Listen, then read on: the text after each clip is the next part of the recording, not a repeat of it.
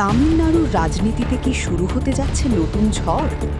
মুখ্যমন্ত্রী বিজয় থালাপতির সরকার নাকি 6 মাসও টিকবে না, এমন বিস্ফোরক মন্তব্য করেছেন ডিএমকের জ্যেষ্ঠ নেতা অনিথা রাধাকৃষ্ণন।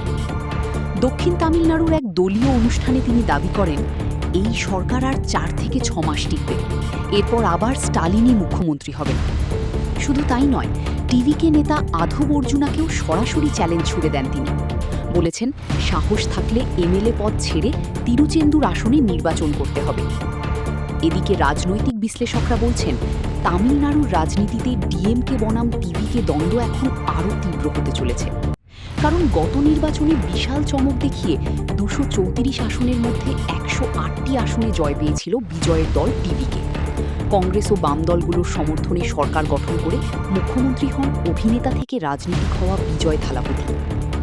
তবে এখন প্রশ্ন একটাই, সত্যি কি টিকবে না বিজয়ের সরকার, নাকি এটি শুধুই রাজনৈতিক চাপ তৈরির কৌশল?